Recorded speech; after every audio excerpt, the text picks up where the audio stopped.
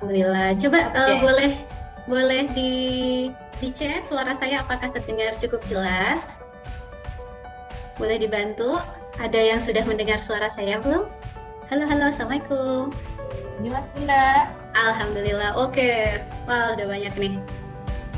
Duh, mohon maaf ya Bunda-Bunda semua. Eh, kita terlambat 7 menit nih dari schedule. Seharusnya jam 14.00 kita sudah mulai. Tapi ternyata harus dimulai 14.07 nih sekarang. Tapi nggak apa, masih pada semangat kan? Anak-anak sudah diamankan semua? Anak-anak saya sudah aman bersama bapak-bapaknya. Bersama bapaknya, cuma satu bapaknya, maaf. Sudah makan siang semua? Sudah ya, insya Allah dalam 1-2 jam ke depan kita akan belajar bersama di sini. Kita akan cari tahu lebih dalam tentang mengasihi. Wah, saya sambil lihat ini, Masya Allah jumlah peserta saat ini sudah 129. Dari informasi panitia, kemarin sih tadi pagi itu 330 orang, jadi mungkin masih 200 orang yang masih ngantri mau masuk ini kali ya. Semoga dari acara ini bisa bermanfaat buat kita semua.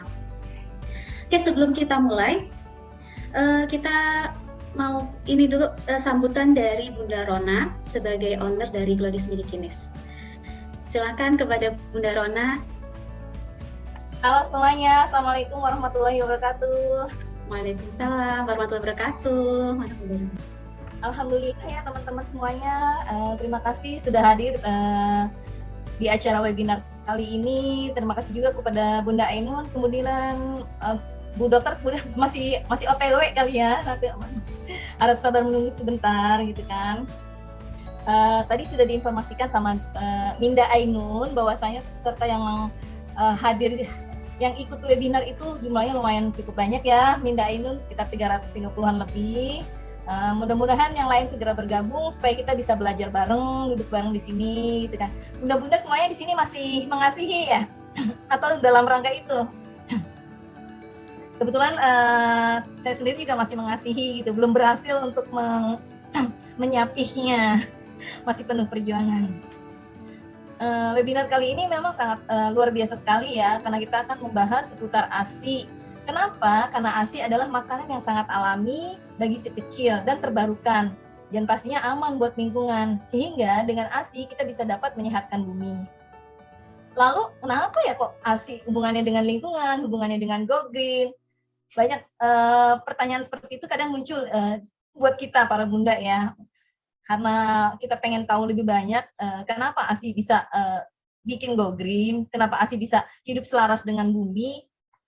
Jadi dalam kali ini Minikinis berusaha memberikan informasi dari narasumber yang memang kompeten di bidangnya, yaitu seorang dokter laktasi yang sudah cukup terkenal. Jadi nanti Bunda jangan ragu ya untuk bertanya kepada Bu Dokter Anita, apa-apa aja sih gitu kan, tips-tipsnya atau bagaimana, gali aja terus ya, mumpung ada ahlinya di sini, Minda Ainun. Dan pastinya yang untuk penanya terbaik itu akan mendapatkan hadiah dari Minikinis dan Umayo Klodi. Kali ini kita bekerjasama dengan Dokter Anita Drupadi CMEI, seorang dokter konselor laktasi yang juga seorang pejuang ASI, serta Minda Haibat, Minda Ainun, M. Putri, founder Umayo Klodi, sebagai salah satu mitra kami di Tangerang. Kedepannya kami tetap akan berencana mengadakan webinar-webinar seputaran topik ibu, bayi, parenting, Klodi, dan lain-lain. Jadi tetap stay tune di Minikinis Klodis ya Bunda. Event ini memang jauh sekali dari kata sempurna ya Bunda, Minda-minda di sini. Karena kami terus belajar untuk memperbaikinya. Yang pastinya banyak sekali ya di sini kekurangan, terus banyak sekali kekurangan di sana sinilah, baik dari segi penyajian ataupun persiapan, karena semuanya di sini kita masih sama-sama belajar dan tetap terus akan belajar sampai menutup mata ya, karena nggak ada kata istilah terlambat atau tidak belajar sama sekali. Lebih baik terlambat daripada tidak. Untuk itu mohon dibukakan pintu maaf sebesar-besarnya dari kami, supaya kedepannya kami bisa memberikan yang terbaik untuk para bunda-bunda semua. Jadi jangan sungkan ya untuk memberikan umpan balik ya, bisa lewat WA nomor di admin kami. Oh iya, Minda Ainun kali ini Minikinis Klodis juga mau ngasih tahu ya, itu kan kita lagi ngadain event tantangan keren nih buat para bunda, para para mom di seluruh Indonesia ataupun di belahan dunia lainnya. Kita mau ngadain tantangan keren, nilainya tuh hadiahnya puluhan juta gitu loh. Wah, coba Bunda Rona gimana nih detailnya untuk tantangan kerennya?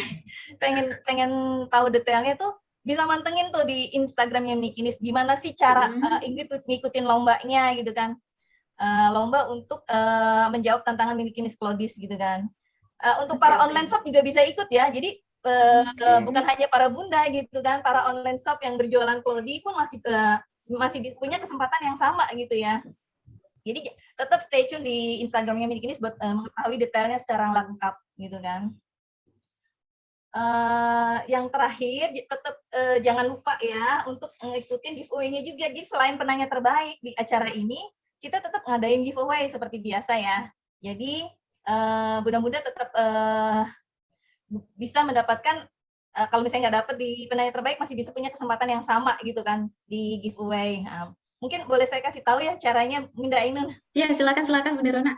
Oke, kalau pengen tahu caranya, yang pertama tuh posting foto atau screenshot kegiatan webinar Zoom kali ini nih Bunda. Yang kedua tuh caption mengenai kesan webinar dan saran tema webinar selanjutnya. Kemudian tag dan follow akun IG Minikinis atau TikTok Minikinis. Sertakan hashtag Klodi 100% original Indonesia. Maksimal postnya tanggal 26 September pukul 23.59 waktu Indonesia Barat. Pemenang akan diumumkan di akun Instagram Minikinis dan mention 5 orang temanmu. Catatannya akun Instagram nggak boleh di private ya para bunda. Jika ada yang masih kurang paham, mungkin bunda bisa tanyakan via nomor WA admin kami di 0821 1464 4639. Nah, kan demikian pengantar dari saya ya. Mungkin banyak, belepotannya nih, maklum kita masih terus belajar supaya besok lebih enak lagi gitu ya. Semoga saya berharap semoga acara webinar kali ini mengasihi hidup selaras dengan bumi ini berjalan dengan lancar dan bermanfaat buat kita semuanya. Semoga langkah kecil kita berklodi membantu bumi menjadi lebih baik. Demikian dari saya Bunda Minda Ainun. Wassalamualaikum warahmatullahi wabarakatuh. Waalaikumsalam warahmatullahi wabarakatuh. Terima kasih Bunda Rona. Jadi Minda bantu ini ya, recap lagi ya tadi. Jadi hari ini itu insya Allah kita akan berbagi 5 hadiah untuk 5 orang penanya terbaik. Jadi jangan lupa nanti jangan lupa tanya sebanyak-banyaknya teman-teman atau bunda-bunda. Dan untuk giveaway ini, jadi setelah acara bunda-bunda membuat postingan mengenai webinar kali ini, diposting di feed Instagram karena nanti akan dinilai oleh tim Minikinis. Jadi bukan di story ya Bun, karena kalau di story kan langsung hilang 1 hari ya. Jadi silakan diposting di feed Instagram, kemudian mention 5 orang teman dan berikan juga saran mengenai tema untuk webinar berikutnya. Jadi biar kami itu bisa menghadirkan informasi-informasi yang menarik gitu untuk bunda-bunda semua. Jangan lupa untuk tag akun Instagramnya Minikinis, @minikinis ya, gitu. Dan batasnya masih sampai tanggal 26 September, jadi cukup lama. Sekarang tuh tanggal 20, jadi masih 6 hari lagi. Jadi bunda-bunda silakan dimanfaatkan momen ini untuk dapat hadiahnya. Kalau boleh saya kasih bocoran ya Bunda Rona, hadiahnya itu ada 3 paket untuk 3 orang pemenang, 2 buah Klodi, 2 buah menspad, dan sabun lerak. Wah, menarik ya Bun.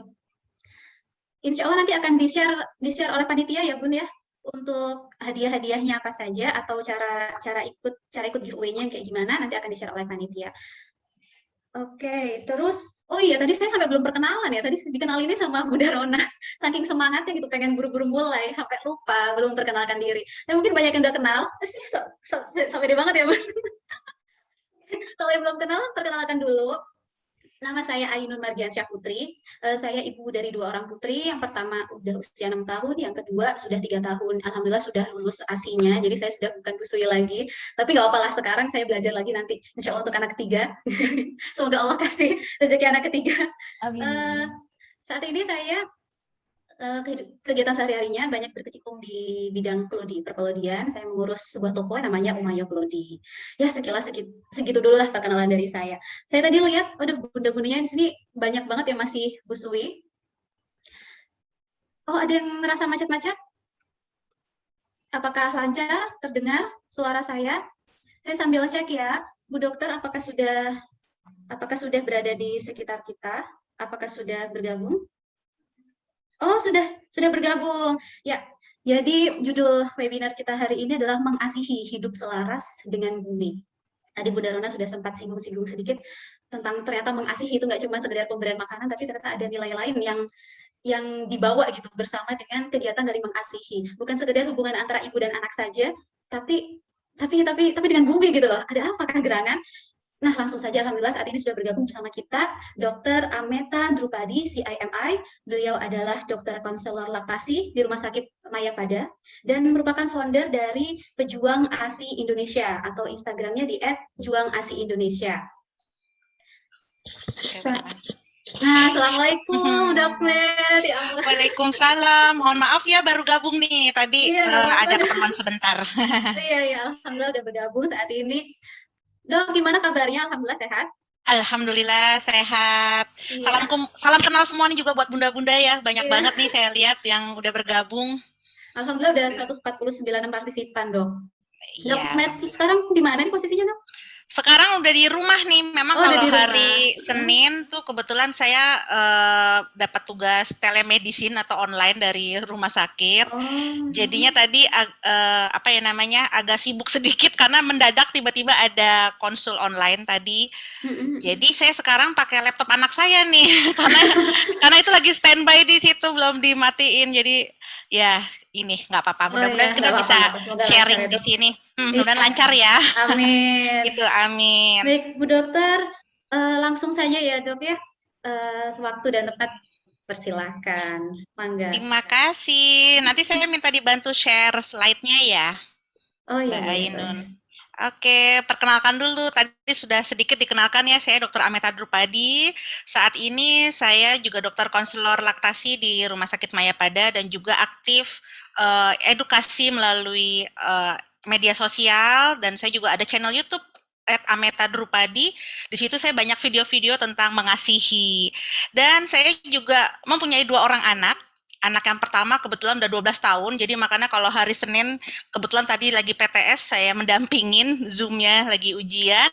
Dan yang kedua ini baru banget saya dapat berkah pandemi ya, jadi pas pandemi ini saya mempunyai anak kedua, sekarang usianya udah 14 bulan, alhamdulillah juga sedang menyusui nih. Jadi kita sama-sama di sini bisa saling sharing juga, sama-sama saling support dan juga insya Allah mudah-mudahan bermanfaat ilmunya nanti ya. Amin, amin. Gitu, amin. Oke, kita masuk ke materi saya kebetulan ada slide. Nggak terlalu banyak, cuma nanti kita banyak di ngobrol. Ya, di sini saya senang sekali mendapat kesempatan untuk berbagi informasi tentang mengasihi. Nah, mengasihi itu adalah hidup yang selaras dengan bumi, itu benar sekali. Karena dengan kita menyusui secara langsung tuh, dengan kata lain tuh kita justru malah menyelamatkan bumi kita dari berbagai macam sampah, berbagai macam ya banyak kan kalau kita tidak menyusui langsung kan banyak mungkin menggunakan botol plastik, banyak menggunakan susu kalengnya yang menjadi sampah gitu ya. Jadi dengan menyusui secara langsung selain kita menyelamatkan bumi menjadi sehat, kita juga menyelamatkan diri kita dan juga anak kita karena ternyata manfaatnya luar biasa untuk semuanya nih. Oke, next. Nah, ini next lagi nih ya, anak itu ketika anak itu disusui oleh bundanya, itu akan menjadi anak yang sehat. Kalau anaknya sehat, otomatis nanti ketika dewasanya juga dewasa yang sehat. Dewasa yang sehat akan menjadi generasi yang sehat. Otomatis kalau semua orang-orang yang sehat di bumi ini ya, pastinya buminya akan sehat. Jadi ini berhubungan sekali nih. Jadi dengan menyusui secara langsung, dengan mengasihi, kita membuat bumi kita menjadi sehat. Dan juga manusia-manusianya juga menjadi generasi yang emas. Oke, next. Nah, saya sedikit bahas dulu nih, ternyata dengan mengasihi itu, ternyata di semua agama yang ada di Indonesia itu ternyata ada di kitab sucinya. Nah, kebetulan karena saya orang Islam, Muslim, saya menambahkan ayat yang ada di Al-Quran yang menyatakan tentang mengasihi ini. Nah, ada di surat Al-Baqarah ayat 233 nih, yang artinya nih, para ibu hendaklah menyusukan anak-anaknya selama 2 tahun penuh. bagi yang ingin menyempurnakan penyusunya. Dan kewajiban ayah memberi makan dan pakaian kepada para ibu dengan cara yang ma'ruf. Maksudnya memberikan nafkah ketika seorang ibu sedang menyusui. Nah, kenapa sih ayat ini dispesialkan lagi ya? Ketika ayat ini untuk kewajiban untuk menyusui, ada ayat ini. Padahal ketika kita menikah saja sudah tugas ayah nih untuk menafkahi istri ya. Nah, ternyata menyusui itu adalah luar biasa. Support atau keberhasilannya itu tidak hanya seorang ibu, tetapi tergantung dari ayah dan juga keluarga. Jadi ini luar biasa nih. Jadi ini perintah Allah nih. Ketika kita memutuskan untuk menyusui itu adalah perintah Allah. Dan banyak juga sunah-sunah Rasul juga yang ada asli di dalam Al-Quran, segala macam ini juga ada yang hendaklah diniatkan sebagai ibadah. Jadi dari Amr bin Abdullah, seorang sahabat Rasulullah itu juga pernah mengatakan, janganlah engkau menyusui anakmu seperti hewan yang menyusui anaknya, karena didorong kasih sayang kepada anaknya. Akan tetapi, susuilah dengan niat mengharap pahala atau ridho dari Allah. Jadi ingat, ketika kita ingin mengasihi anak kita atau menyusui anak kita, itu adalah ibadah, niatkan sebagai ibadah. Ini penting banget. Dan sebenarnya di beberapa agama pun, di agama Kristen, di kitab Injil, di agama Buddha, di agama Hindu, ternyata juga menyusui ini juga ada ayat-ayatnya gitu. Kebetulan saya nggak masukin di slide saya, cuma memang kurang lebih isinya adalah bahwa menyusui itu adalah kewajiban atau dianjurkan, atau artinya adalah ibadah kita kepada Allah itu ya salah satunya adalah dengan menyusui. Jadi kalau kita niat menyusui ya otomatis kita akan menjalani.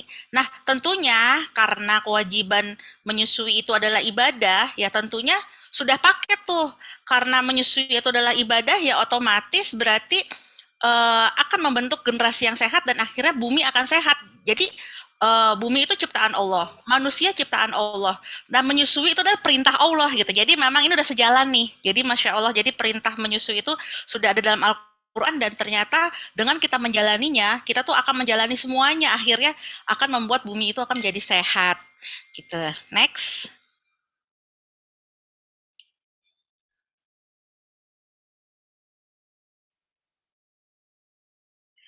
Nah, kalau ini rekomendasi anjuran dari WHO, jadi kita udah masuk dari medis ya. Kalau tadi dari sisi agama, saya menambahkan untuk supaya kita lebih bersemangat bahwa ternyata menyusui itu adalah ibadah gitu kan. Memang saya nggak terlalu detail tentang agama karena memang saya bukan kapasitasnya sebagai ustazah, tapi paling nggak ternyata perintah Allah nih, kita harus tekankan nih perintah Allah. Jadi nanti para bunda-bunda di sini semoga semangat untuk mengasihi anaknya. Nah, sekarang saya bahas dari sisi medis. Jadi dari rekomendasi dari WHO, Badan Kesehatan Dunia tentang pemberian makanan bayi dan anak, itu ada 4. Nah, yang pertama adalah IMD atau inisiasi menyusui dini. Jadi ketika bayi baru lahir, biarkan bayi menyusu sendiri dalam 1 jam setelah lahir, setelah persalinan. Kemudian yang kedua, susui secara eksklusif sampai bayi berumur 6 bulan. Jadi ketika dari baru lahir sampai 6 bulan tuh bayi hanya minum ASI saja, hanya menyusu saja kepada bundanya. Tidak diberikan minuman apapun, air putih pun tidak. Nah, ketika sudah masuk usia 6 bulan, bayi sudah membutuhkan kebutuhannya lebih banyak, jadi harus diberikan makanan pendamping ASI mulai dari usia 6 bulan, dan menyusui tetap dilanjutkan sampai umur 2 tahun. Oke, next. Nah, ini 6 bulan ASI eksklusif ini tidak memberikan makan atau minum termasuk air putih kecuali ASI, maksudnya tuh ASI perah maupun menyusui itu kepada bayi yang baru lahir hingga 6 bulan. Tetapi ASI eksklusif ini akan lebih baik atau akan lebih cocok kata-katanya menyusui eksklusif ya, karena kalau menyusui eksklusif adalah haknya bayi untuk menyusu langsung ke ibunya. Jadi bayi yang menyusu langsung ke payudara bundanya, ke payudara ibunya selama 6 bulan pertama. Jadi menyusui eksklusif yang diharapkan, yang disarankan gitu. Jadi selain nanti manfaatnya nanti akan saya sebut setelah ini, ternyata juga ada ibadahnya kan, tadi dari Allah tuh ada ibadahnya, berarti ada tujuannya.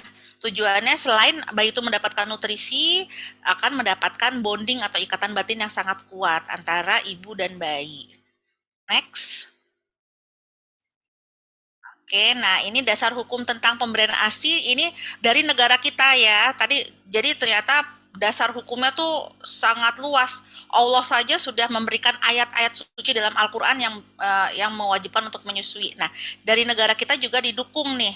Ada dasar hukumnya tentang pemberian ASI. Sudah ada di Undang-Undang Kesehatan Nomor 36, ada di Peraturan Kementerian Permen PPPA, Peraturan Pemerintah Nomor 33 Tahun 2012, Pemberian ASI Eksklusif, Permenkes Nomor 15. Jadi sudah ada nih dasar hukumnya gitu. Oke, next. Nah, kalau kita bicara lagi, mengapa sih harus ASI gitu? Nah, ini saya bicara sudah masuk ke medis ya. Tadi kan kalau mengapa harus ASI, kalau dari sisi religi kita, dari keyakinan kita, ternyata perintah Allah, kewajiban, jadi ibadah nilainya. Ya mau nggak mau kita harus menyusui, karena itu adalah ibadah kita kepada Allah gitu ya. Tetapi kalau dari medis, kita lihat nih, mengapa sih harus diberi ASI bayi kita? Nah, ternyata dalam ASI itu, komposisi ASInya berubah sesuai kebutuhan. Jadi, ASI ketika bayi baru lahir masih berupa kolostrum di 3 hari pertama, warnanya masih bening, agak kekentelan, teksturnya tuh putih, kadang kuning kayak minyak gitu ya. Itu isinya tinggi sekali antibodi. Nah, setelah hari ketiga sampai hari kelima mulai ASI peralihan. Nah, setelah hari kelima mulai tuh ASI yang putih yang matur. Nah, ASI yang matur pun juga ada fore milk, ada hind milk. Jadi di awal bayi menyusu dinamakan fore milk, dan lama-kelamaan setelah disusuin oleh bayi selama 5-10 menit, nah langsung hind milk itu adalah lemaknya ASI yang terdapat di payudara, yang menempel di payudara kita, itu kesedot oleh bayi, itu isinya adalah lemak yang dapat meningkatkan berat badannya bayi. Nah, itu kan jadi beda-beda tuh isinya ASI. Kemudian kalau ternyata bayinya lahirnya tidak cukup usia lahirnya prematur atau dinamakan di bawah 36 minggu. Nah, ASI yang diproduksi oleh ibu pun juga ASI prematur. Jadi memang sudah sesuai yang Allah berikan. Kalau Allah memang menganugerahi anak kita lahir sesuai dengan usianya 40 minggu, nah ASI-nya juga udah siap untuk bayi kita. Nah, tentunya kalau memang ada sudah bayi yang memang lahir di bawah usia 36 minggu umur kehamilannya ya, atau usia prematur, ternyata produksi ASI juga disesuaikan untuk bayi prematur. Jadi Masya Allah sekali. Jadi benar-benar Allah tuh sudah memberikan yang terbaik buat bayi kita. Jadi dengan cara ASI ini berbeda-beda nih manfaatnya, kebutuhannya, komposisinya. Itu berubah sesuai kebutuhan bayi.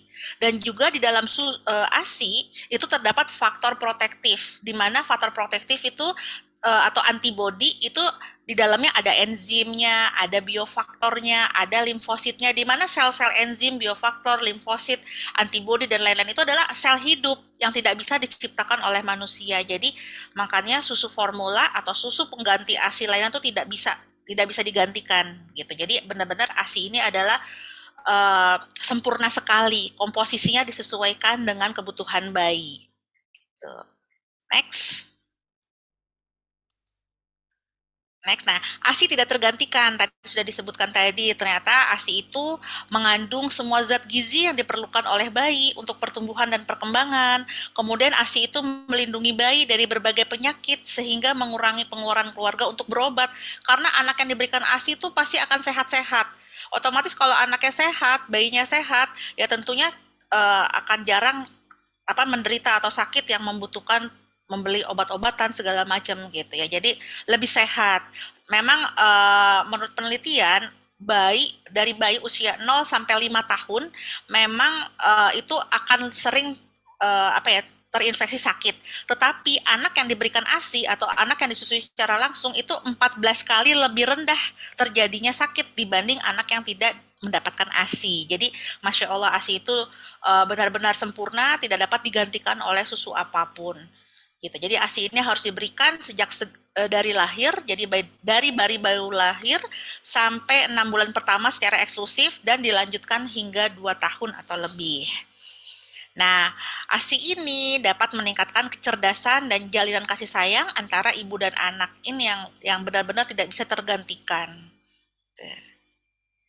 Nah, ini juga ASI tetap dapat diberikan meskipun ibunya sakit. Banyak yang bertanya kepada saya, dok, saya terserang COVID, saya konfirmasi COVID positif, atau saya sedang menderita sakit tipes, atau bahkan sakit yang dirawat di rumah sakit. Nah, ternyata dengan ibu yang menyusui bayinya atau ASI kita yang diperah untuk diberikan kepada bayi, ternyata itu akan terdapat antibodi gitu. Jadi ibu yang sakit, tubuh ibu akan memproduksi antibodi sebagai perlindungan, antibodi dari sakitnya tersebut, kemudian menuju ke payudara si antibodinya. Nah, dari payudara, antibodi keluar melalui ASI dan melindungi bayi dari penyakit. Jadi Masya Allah sekali, memang dengan menyusui, dengan mengasihi ini, ternyata ibu yang sakit bisa memberikan antibodi yang baik untuk bayinya, antibodi dari sakitnya itu, sehingga bayinya bisa lebih kebal, gitu, melalui ASI. Oke, next. Nah, manfaat ASI eksklusif ini luar biasa. Bagi bayi tentunya makanan atau nutrisi yang paling cocok karena komposisinya berubah sesuai kebutuhan bayi tadi yang sudah disebutkan. Bayi baru lahir dia butuh kolostrum yang isinya antibodi, kemudian setelah 5 hari sampai umur 6 bulan tuh dia butuh ASI yang matur, yang putih. Itu pun juga ketika dihisap pertama kali formil, kemudian jadi high milk, kemudian juga ternyata menurut penelitian kita ketika memberikan ASI di pagi hari, di siang hari, di malam hari itu juga ternyata isinya berbeda-beda, komposisinya berubah-berubah. Nah itu tidak bisa digantikan oleh susu formula gitu. Kemudian ASI ini untuk bayi karena mengandung antibodi dan enzim pencernaan ya otomatis bayi lebih sehat, lebih mempunyai perlindungan dari sakit dan tentunya pencernaan yang jauh lebih baik dibanding bayi yang tidak mendapatkan ASI gitu. Jadi tidak menyebabkan alergi, tidak menyebabkan diare, sakit perut dan sebagainya itu tidak menyebabkan itu. Kemudian dapat mencegah penyakit diabetes, jantung, obesitas. Karena apa? ASI yang diminum oleh bayi yang menyusuk pada ibunya itu adalah semuanya alami.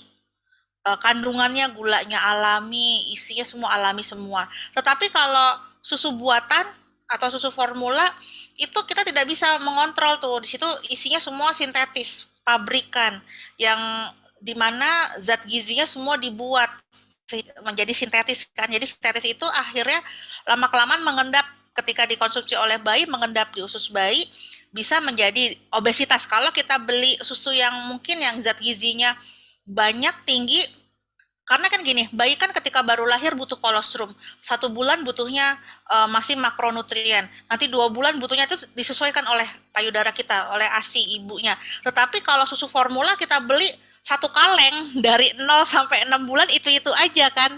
Nah, semakin mahal kita beli, semakin banyak zat gizinya tuh adanya di susu formula.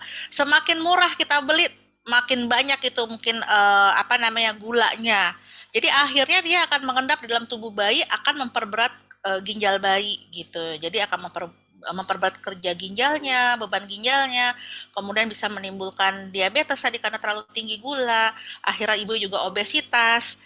Ibu dan bayinya juga bisa obesitas. Ibunya obesitas karena ketika menyusui itu nanti dari sisi ibu itu ternyata membakar kalori sehingga dapat melangsingkan, bisa dapat membuat ibu menjadi cantik gitu kan. Tapi kalau kita nggak menyusui kan nggak bisa tuh ya, apalagi kalau kita nggak jaga pola makan. Jadi akan menyebabkan ibu dan bayi menjadi obesitas.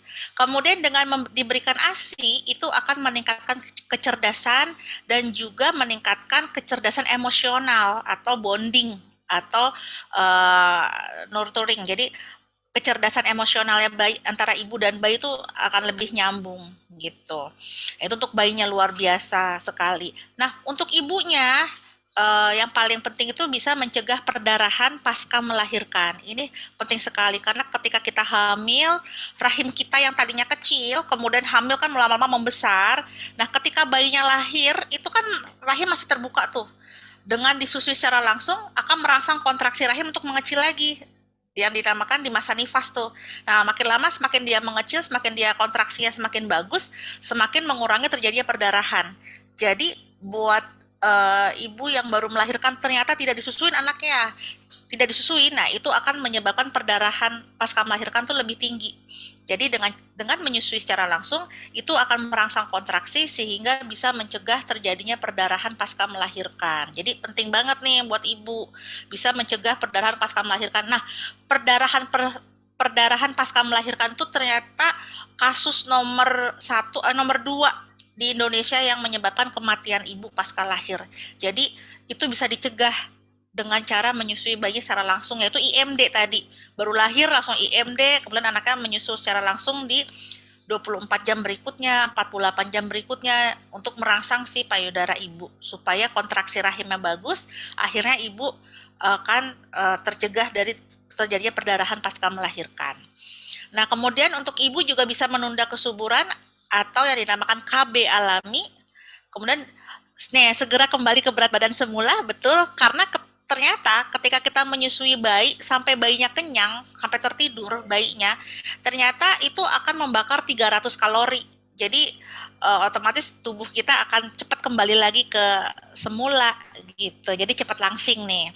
Kemudian ikatan batin atau bonding atau attachment yang baik antara ibu dan bayi. Dan praktis, tentunya benar, praktis. Ketika menyusui bayi ini tinggal buka baju, langsung deh bayinya dipeluk, praktis tanpa perlu kita mau menyiapkan botol air panas, kita nggak perlu menyiapkan segala macam peralatan yang kalau sudah tidak dipakai itu dapat mencemari bumi gitu. Jadi kalau kita menyusui itu kita justru menghindari sampah-sampah yang tidak perlu gitu. Kalau kita tidak menyusui, otomatis sampah kaleng bekas susu itu akan dibuang kan. Kemudian botol minumnya, belum lagi botol air panasnya, termosnya, segala macam deh. Jadi banyak banget sampah-sampah yang nantinya akan menjadi sampah dan akan mengotori bumi kita. Jadi dengan kita menyusui itu akan menjadi praktis, tidak mengotori bumi, kita justru malah menjaga bumi kita akan menjadi sehat. Next, mencegah kanker payudara dan ovarium. Ya, tentu karena dengan menyusui, dengan mengasihi ini, Allah itu sudah memberikan paketnya. Jadi semua ibu yang bisa hamil tentunya bisa menyusui. Tentunya sudah disiapkan payudara kita untuk ada ASI. Jadi masya Allah ini udah ada settingnya dari Allah. Nah, ketika bayi lahir, si saluran ASI ini sudah siap, harus dihisap oleh bayi. Ternyata kita nggak menyusui misalnya.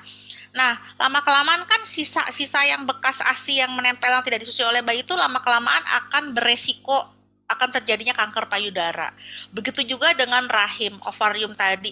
Dengan kita menyusui, kita akan merangsang kontraksi rahim akan lebih bagus. Akhirnya darah nifas akan lebih cepat bersih.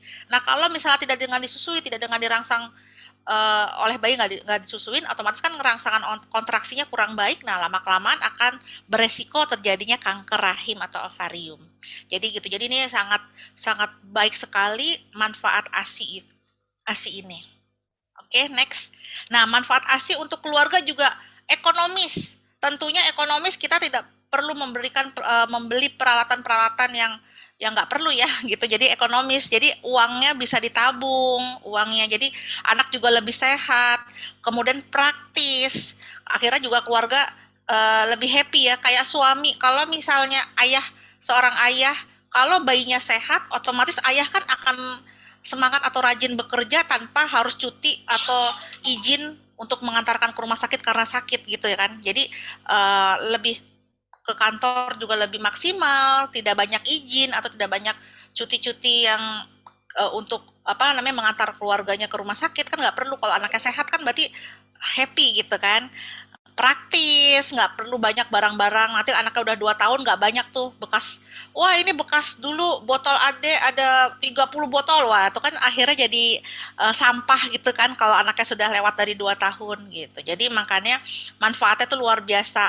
Untuk negara tadi ekonomis juga. Jadi negara juga karena generasi dari bayi kan menjadi generasi muda nantinya. Kemudian generasi penerusnya sehat-sehat, otomatis ya akan menjadi negara yang sehat gitu. Jadi nanti calon-calon pemimpinnya itu adalah orang-orang yang mempunyai generasi yang baik gitu. Mengurangi polusi atau sampah tadi yang saya bilang. Jadi di negara kita kalau satu keluarga itu ketika punya anak menyusui secara langsung, otomatis tidak ada tuh sampah-sampah yang diperlukan untuk membuat susu atau memberikan susu lain. Akhirnya karena tidak ada sampah dari satu keluarga, otomatis akan mengurangi polusi. Jadi negaranya akan sehat.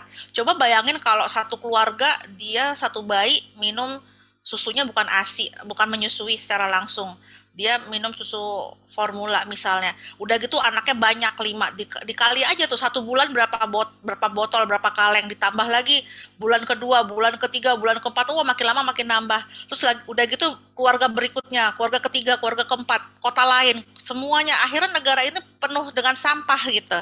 Akhirnya tidak polusi, akan menjadi polusi. Nah, dengan menyusui secara langsung akhirnya bisa mengurangi polusi atau sampah di negara kita.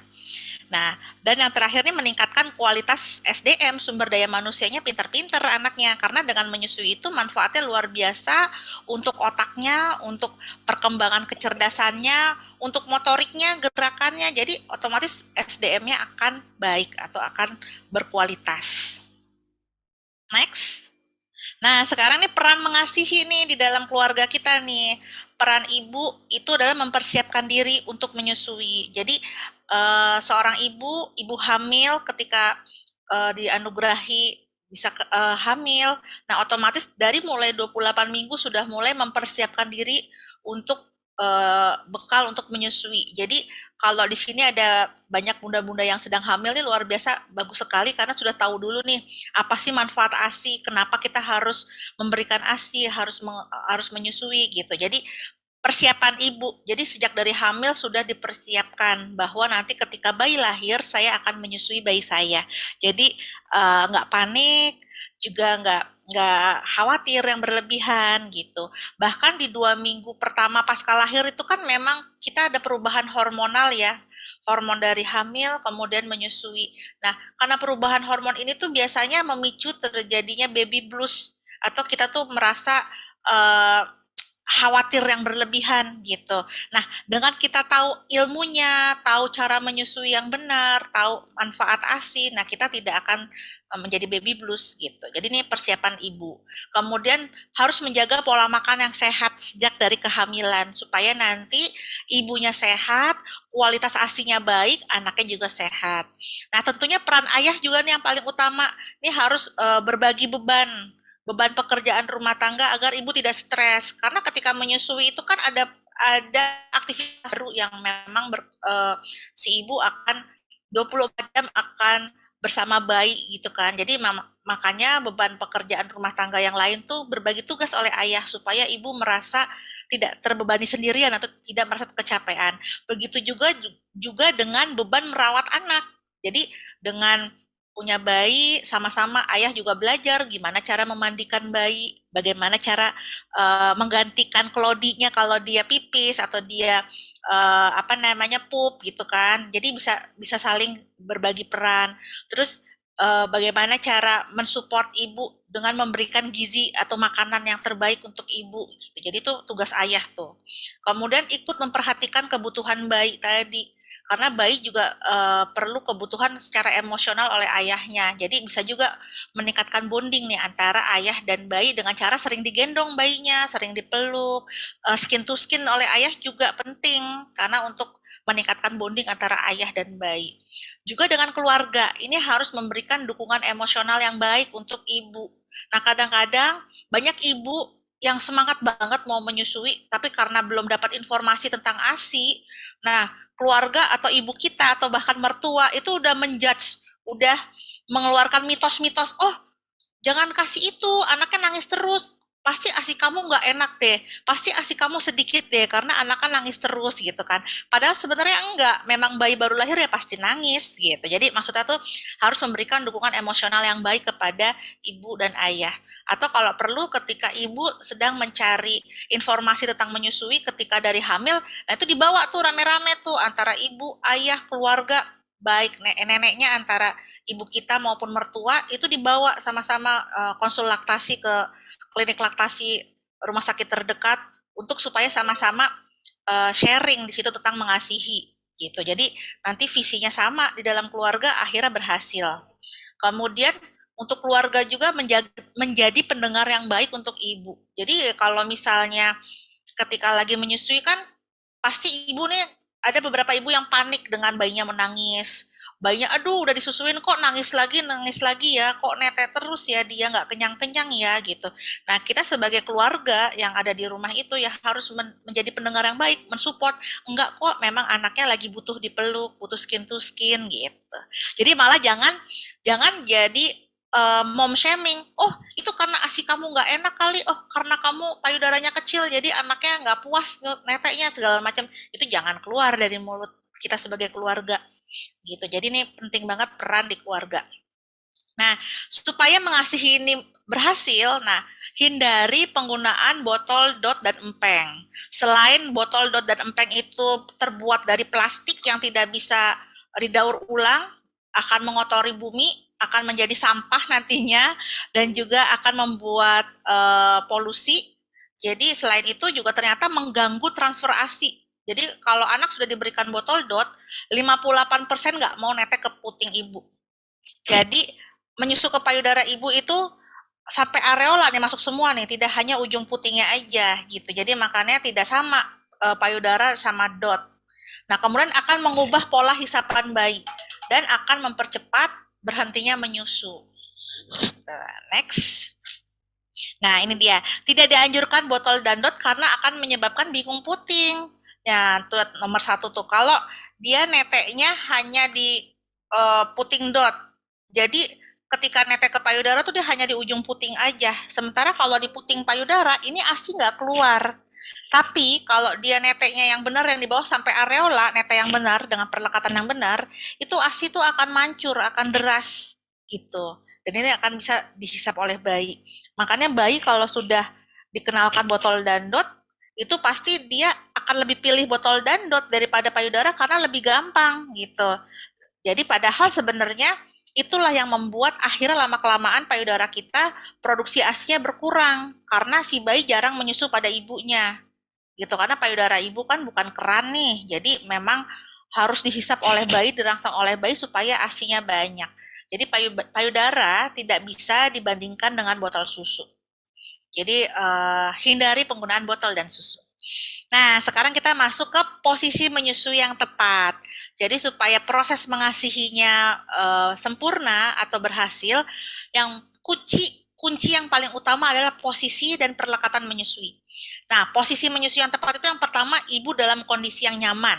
Posisi duduk, rebahan ataupun berbaring ini bisa menyusui bayinya. Kemudian bayi dipeluk dekat dengan tubuh ibu, lengan ibu menyanggah bahu dan tubuh bayi, kemudian bayi menghadap dada dan perut ibu, telinga bahu dalam satu garis lurus. Jadi ini saya bawa bayi. Jadi kalau nyusu tuh benar-benar sebentar, benar-benar dipeluk, bayi menghadap ke ibu, kepalanya menghadap ke payudara. Benar-benar dia menghadap begini, peluk. Jadi kepala, telinga, bahu nih satu garis lurus. Gitu. Oke, next. Nah, ini posisi menyusui itu ada 5 posisi. Yang pertama cradle hold. Cradle hold seperti ini yang tadi saya contohin. Masukin, gini cradle hold. Kalau yang kedua adalah cross cradle. Itu cross cradle adalah posisi sama seperti cradle, cuma tangan yang sebelah ini kebalikan, gendong. Tangan yang dekat dengan payudara yang mengarahkan payudara. Jadi dipegangin gini. Itu cross cradle. Biasanya cross cradle itu sering digunakan untuk ibu-ibu yang memiliki puting yang pendek atau datar. Jadi kalau yang putingnya pendek atau datar tuh ini bisa dengan cara cross cradle, posisi menyusuinya lebih gampang. Nah, kemudian football hold itu di bawah lengan. Jadi anaknya dimundurin, kemudian dipeluk seperti ini.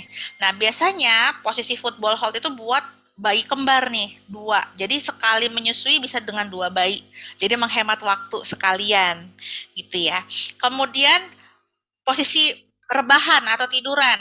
Ada yang tiduran lying aside, miring ke kiri atau miring ke kanan, ibunya, bayinya pun juga miring. Jadi miring sama miring dipeluk seperti itu, lying aside gitu. Atau yang reclining, rebahan ke belakang, anaknya di atas kita seperti itu, miring gini. Nah, biasanya kalau yang posisi reclining itu bermanfaat buat ibu yang memiliki suplai ASI yang deras. Kadang kan kalau suplai ASI kita deras itu kan sering membuat bayi tersedak. Nah, ketika tersedak kan dia nggak nyaman tuh nangis kan. Nah, supaya tidak tersedak, untuk melawan gravitasi. Nah, dengan posisi reclining, agak tiduran, dia agak di atas kita. Gitu. Next. Nah, tadi selain posisi, ini perlekatannya yang tepat. Nah, perlekatan yang tepat adalah sebagian besar areola yang hitam, masuk ke dalam mulut bayi. Jadi mulutnya mangap lebar atau doer gitu ya, doer masuk hop gitu. Mulut bayinya terbuka lebar, bibir bawah terputar keluar, dagu menyentuh payudara, jadi nempel. Kemudian pipinya menggembung, isapannya lambat dan dalam, tampak gerakan menelan. Itu perlekatan yang benar. Next. Nah, kita bisa menilai perlekatan seperti ini kalau perlekatannya yang benar. Oke, next. Nah, perlekatan yang benar ini seperti yang di atas. Jadi masuk semua areolanya ke dalam mulut bayi. Jadi di dalam payudara kita itu kan saluran ASI seperti ini nih. Jadi kalau areola yang masuk nih benar-benar semua yang bagian yang hijau ini masuk. Nah, itu dia akan mendapatkan ASI yang maksimal. Nah, kalau yang salah itu yang C tuh. Hanya ujung puting aja. Itu dapatnya cuma setetes. Akhirnya bayi nggak kenyang-kenyang, berat badan nggak naik. Puting pun sakit atau lecet kalau perlekatannya salah. Oke, next. Nah, ini tadi akibat dari perlekatan yang salah atau yang tidak baik itu akan mengalami sakit pada puting atau luka. Jadi karena si bayi netanya cuma di ujung puting, lama-kelamaan sakit, lecet, luka, ASI yang dikeluarkan tidak efektif atau sedikit, persediaan ASI-nya berkurang, payudaranya lama-kelamaan berkurang untuk memproduksi ASI, terus nyeri, puting susunya luka, terjadi pembendungan, bengkak bahkan sampai endorsement, sampai mengalami mastitis, infeksi payudara, dan yang paling sedihnya ya berat badan bayinya tidak naik-naik gitu. Jadi itu kita balik lagi kalau misalnya bayi kita berat badannya nggak naik, nah kita harus evaluasi posisi dan perlekatan menyusunya harus benar, itu yang dipastikan tuh, itu kuncinya.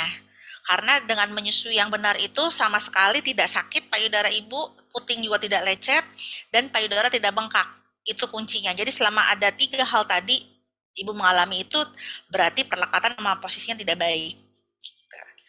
Next. Nah, kita bisa lihat nih, tapi kalau anaknya netel langsung tanda cukup ASI bagaimana sih dok? Nih banyak banget pertanyaan nih. Karena kadang-kadang kalau kita lihat bayi-bayi yang diberikan menggunakan botol dot ada milinya. Kalau pakai dot sampai 100 mili, kalau netel doang kan nggak kehitung nih gitu. Padahal salah. Padahal dengan kita bayi itu menyusu langsung ke ibu, itu kita akan merangsang si bayi untuk kenal kenyang dan lapar. Ketika kenyang dia melepas payudara, dia tertidur. Ketika lapar dia akan minta lagi gitu. Tidak akan terjadi overfeeding atau berlebihan. Kalau botol dot itu dia lama-kelamaan akan cenderung akan berlebihan yang bayi dapat atau overfeeding gitu. Nah, kalau bayi menyusu dengan benar, dengan efektif, tanda cukup ASI-nya tadi yang pertama berat badannya bagus. Kemudian yang kedua, tidak rewel bayinya, tidak rewel, tenang, tertidur, dan berat badannya naik sesuai dengan grafik dari growth chart atau WHO. Next.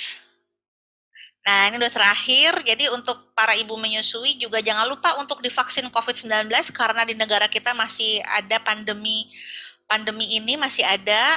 Nah, vaksin COVID yang ada sekarang itu aman buat ibu menyusui. Jadi jangan takut buat para ibu-ibu atau bunda-bunda yang belum vaksin, segera vaksin. Tidak akan menimbulkan resiko bagi bayi yang menyusu maupun ASI perah, yang menerima ASI perah. Kemudian antibodi ibu setelah divaksinasi akan dialirkan melalui ASI untuk memproteksi bayi. Jadi bayi akan lebih sehat, ibu juga akan terlindung dari COVID-19. Oke, terima kasih. Masya Allah, terima kasih banyak Dok Matt. Ini pemaparannya sangat detail banget tadi. Jelas banget dari A sampai Z. Kayaknya sebenarnya waktunya nggak cukup ya dok. Ini pertanyaannya masih sudah banyak banget ya. Masya Allah. Nanti kita bikin nextnya Mbak Ainun, kita bikin ini webinar berikutnya kalau masih gitu? belum masih belum terjawab. Siap. Berarti di webinar Oke. Oke dok, sebelum ke para peserta nih dok, saya dulu yang mau nanya ya, mungkin Boleh. jadi pembicara. Oke, jadi dok, kemarin tuh saya kebetulan baca, sebenarnya tadi udah agak terjawab sih dari penjelasan doknya tadi, bahwa Allah tuh sudah mendesain ya badan kita, jadi kalau ibu Betul. hamil pasti udah didesain juga bisa menyusui. Tapi saya Betul. baca artikel nih dok, katanya gini, breastfeeding is not for everyone katanya. Nah, tapi di sekitar saya tuh juga ada dok beberapa ibu yang akhirnya nggak bisa menyusui mungkin karena susunya mampet gitu kali ya dok ya.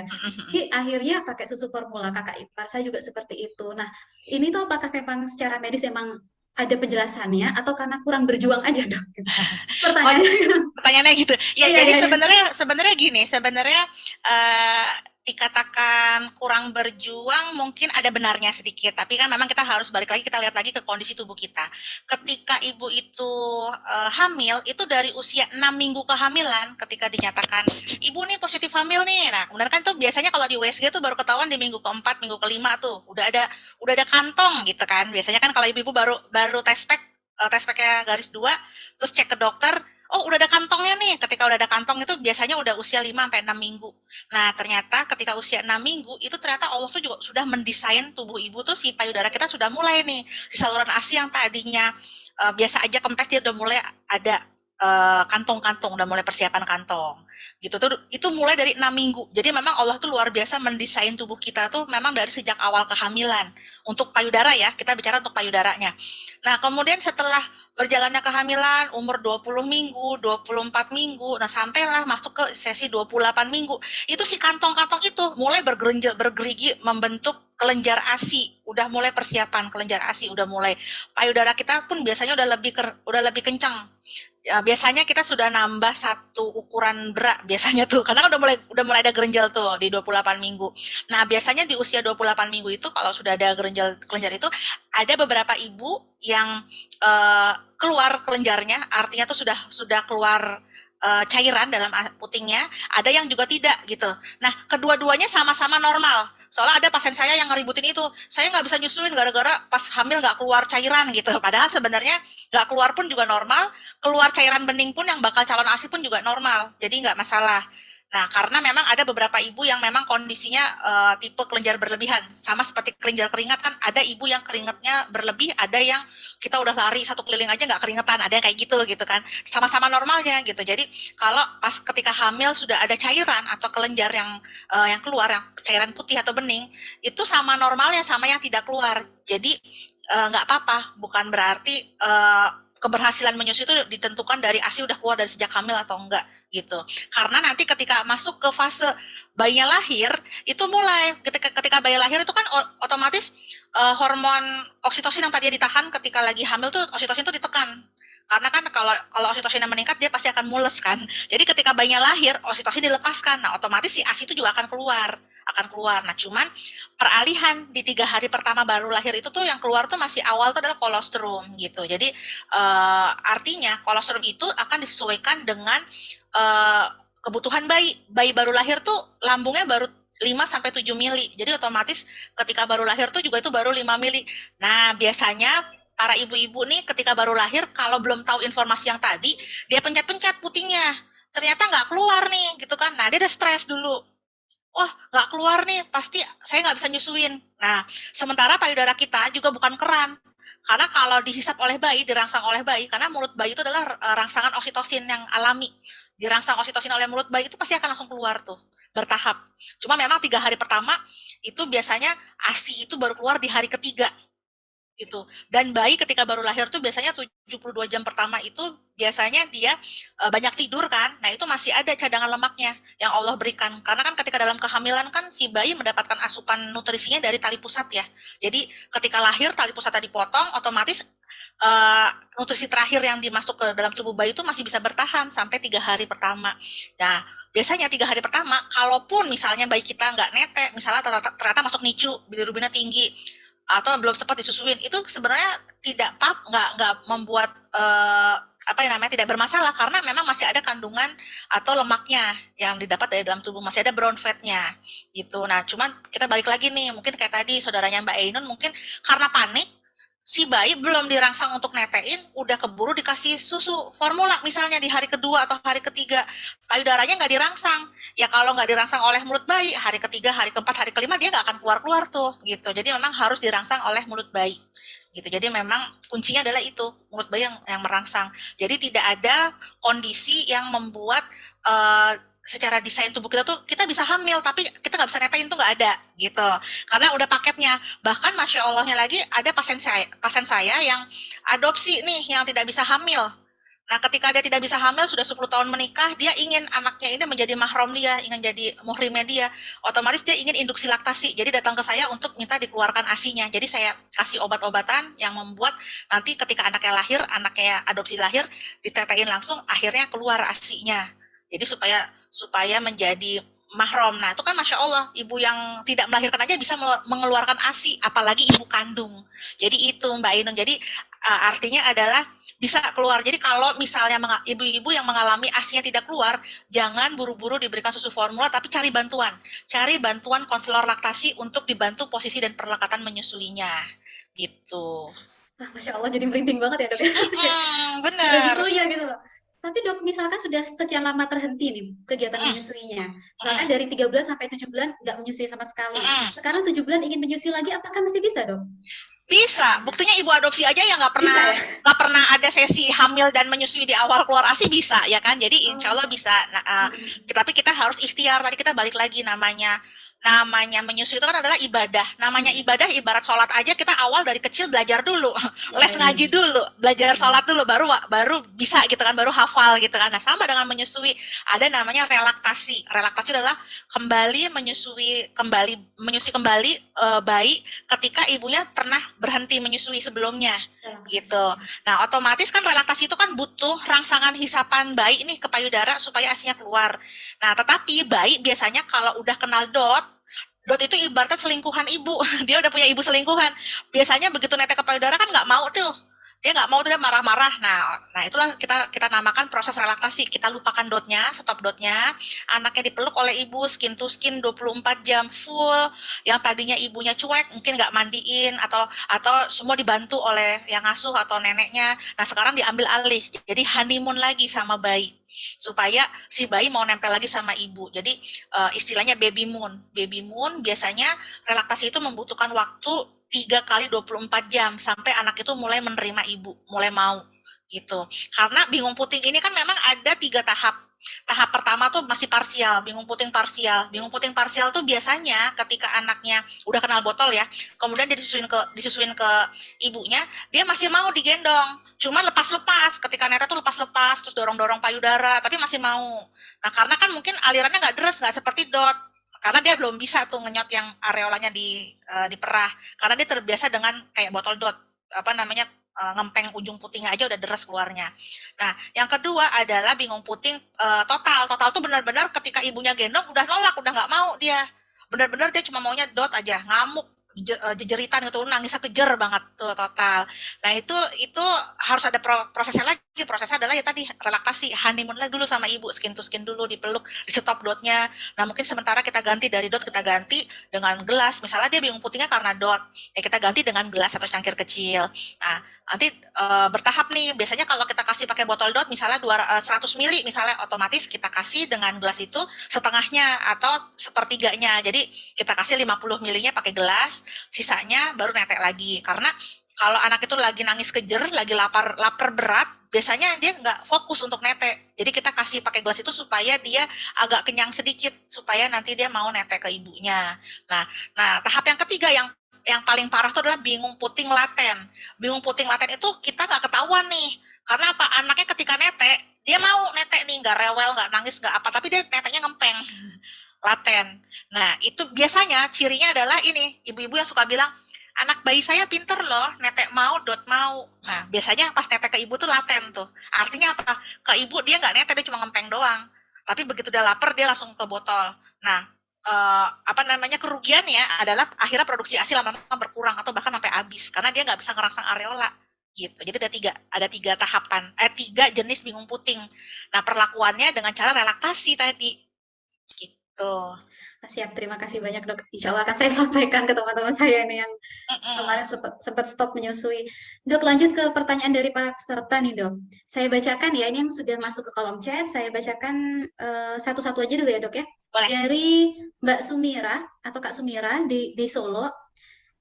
Pertanyaannya ada dua dok. Yang pertama, pada wanita karir, bagaimana agar anak bisa tetap mendapatkan ASI yang seimbang untuk formil dan hin milknya? Yang Mm-mm. kedua, bagaimana kandungan ASI setelah 2 tahun? Apakah jika sudah usia lebih 2 tahun harus disapih?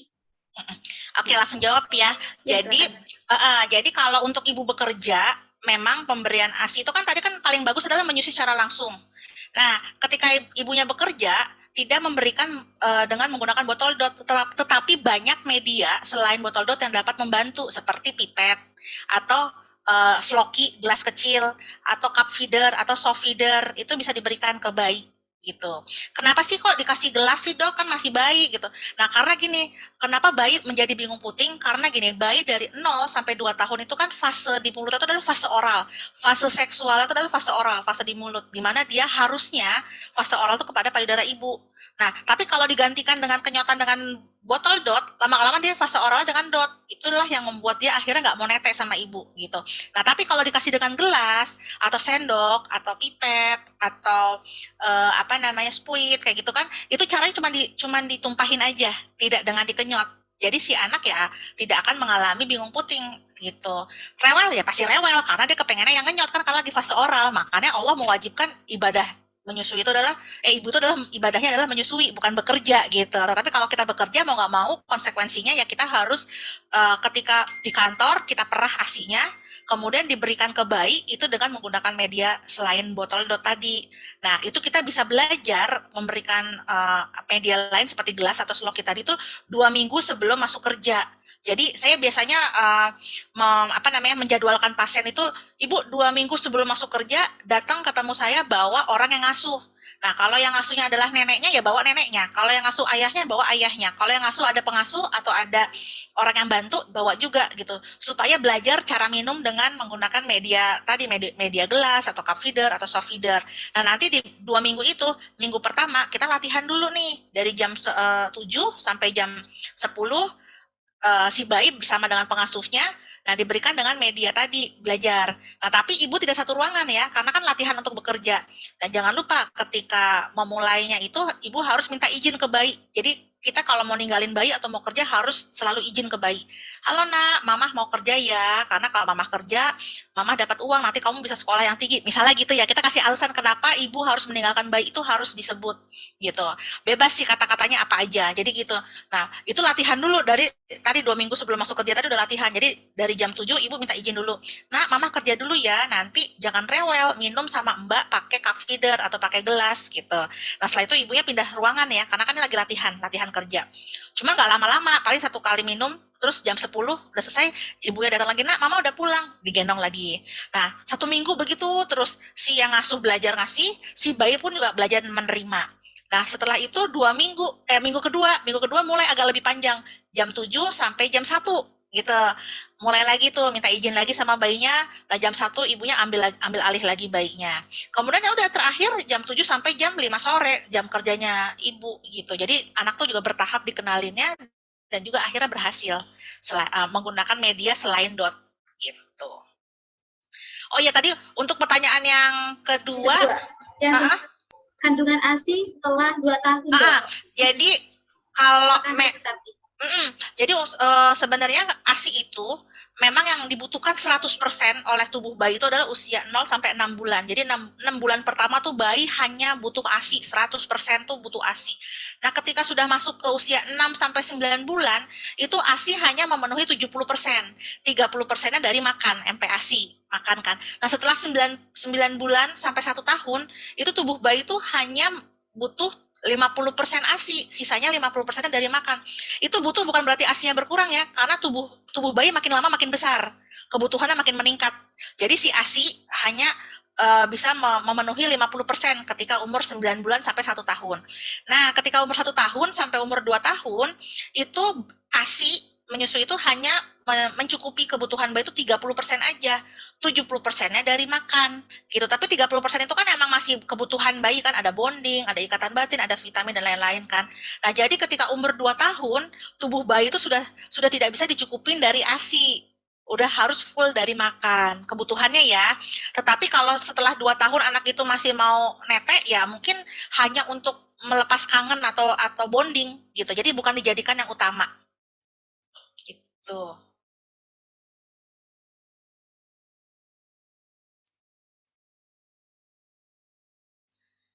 Oke gitu Mbak Ainun. Lupa masih ke-mute. Oke dok, satu pertanyaan lagi dari yang tadi di chat, habis itu nanti kita jawab pertanyaan dari yang raise hand ya dok ya. Oke. Teman-teman yang raise hand siap-siap ya, nanti saya pilih ya. Oke, pertanyaan dari Bunda Eril Rizka Ramadianti. Bagaimana cara kita mensiasati menyusui, sementara buat ibu bekerja di tempat bekerjanya belum mendukung gerakan menyusui eksklusif? Maksudnya hanya cuti 3 bulan, kemudian harus bekerja kembali. Kedua, jika harus ASIP, masihkah bisa disebut bayi itu ASI eksklusif, dok? Jadi maksudnya ASIP apakah masih ASI eksklusif, dok? Tadi pertanyaan yang pertama sama kayak pertanyaan sebelumnya. Jadi iya, ibu kalau ibu bekerja ya tadi tentukan 2 minggu sebelum masuk kerja sudah mulai belajar untuk memberikan ASI perah ke bayinya dengan media tanpa dot, bukan dot gitu ya. Nah, untuk yang kemudian kalau di kantornya ternyata belum ada gerakan menyusui atau belum tahu nih si kantornya belum menyediakan ruang laktasi atau ruang untuk memompa ASI. Nah, ini bisa dilaporkan loh ke pemerintah, karena saya kemarin juga kebetulan saya juga sering ngisi di Kementerian Pemberdayaan Perempuan. Jadi udah ada undang-undangnya bahwa ruang laktasi itu harus ada di setiap kantor gitu. Jadi nanti bisa cari informasi ke Kementerian Pemberdayaan Perempuan atau Kementerian Kesehatan tentang ASI. Nah, itu semua udah ada undang-undangnya. Jadi bisa nanti di sounding ke kantor, dilaporkan, kemudian sounding oleh ke kantornya bahwa udah, karena haknya para ibu menyusui itu udah harus minimal kalau dia tidak menyediakan cuti sampai 6 bulan, dia harus menyediakan ruang laktasi. Iya. Berarti ASIP juga termasuk ASI eksklusif ya dok? ASI eksklusif, iya. ASI ya. Okay. Nah makanya tadi kenapa nggak boleh pakai botol, supaya ketika ibunya di rumah pulang kerja dia mau netek si anaknya. Gitu. Terima kasih banyak dok sudah terjawab pertanyaan dari Bunda Eril. Sekarang kita coba cari satu penanya yang raise hand ya dok ya. Boleh. Untuk Mbak Bunda Iin Setiani. Coba saya panggil dulu. Bunda Iin Setiani, apakah sudah terdengar? Bunda Iin Setiani. Bunda Iin Setiani. Ya Kak. Oh iya, silakan. Silakan Bunda kalau mau bertanya kepada dokter. Terima kasih. Iya, makasih Kak. Gini dok, saya mau tanya, apakah payudara kanan dan payudara kiri itu nutrisinya berbeda ya? Saat airnya itu untuk bayi itu kebutuhan nutrisinya itu berbeda gitu, atau kandungan nutrisinya berbeda. Lalu apakah 2 tahun itu, kalau maksudnya pemberian ASI lebih dari 2 tahun itu masih baik gitu air ASInya, dan masih bisa berikan terus gitu, masih bisa nggak dok? Lalu salah satu contoh dalam Islam bahwa ASI itu dapat menyelamatkan bumi, itu salah satu contohnya apa ya dok? Habis itu ada lagi bagaimana apakah lingkungan dan keluarga itu berpengaruh dalam sedikit atau banyaknya ASI yang keluar dari ibunya itu? Makasih dok. Oke, jadi untuk yang pertama tadi ASI payudara kiri sama payudara kanan ya sama atau beda? Itu kayak dispenser kalau beda ya Bu, satu dingin satu panas. Jadi sebenarnya payudara kita di kedua payudara itu adalah sama, kandungan di dalam ASI itu sama gitu. Jadi baik dia menetek di sebelah kiri maupun sebelah kanan itu kandungannya sama. Justru komposisi yang berbeda itu adalah ketika anak itu menyusu di awal, itu kan ASI yang keluar kan masih agak bening tuh, masih agak cair seperti air cucian beras tuh, warnanya putih. Itu namanya form milk. Itu lebih banyak cairannya. Nah, nanti setelah 5 menit atau 10 menit dihisap, mulai dia agak putih kental. Mulai putih banget itu loh. Nah, itu hind milknya. Hind milk itu adalah lemaknya. Itu yang dapat meningkatkan berat badan bayi, tumbuh kembang bayi. Tapi kedua-duanya, form milk dan hind milk itu dibutuhkan oleh bayi. Nah, baik payudara kiri dan payudara kanan tuh sama, Bu, gitu. Nah, jadi yang perlu adalah kalau ibu itu menyusu, satu sisi payudaranya menyusu sampai kenyang dulu, sampai bayinya kenyang, tertidur, blek, udah tidur. Nah, sesi berikutnya baru pindah sebelahnya, gitu. Itu yang benar, supaya dia mendapatkan form milk dan hind milk semuanya, gitu. Jadi bukan kiri isinya nasi, kanan isi air ya, itu tuh mitos. Jadi itu mitos, gitu. Nah, untuk yang kedua tadi bekerja ya.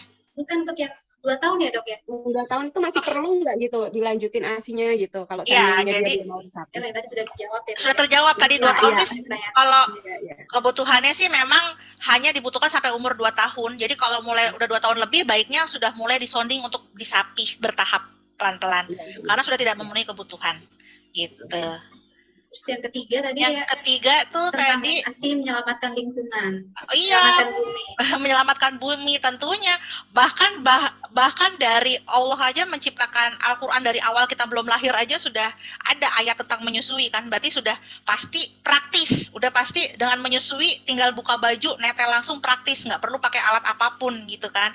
Nah, itu yang menyelamatkan bumi. Karena kalau misalnya tidak menyusui langsung, ibu akan pakai apa coba? Susu formula kalengnya iya, tempatnya kaleng.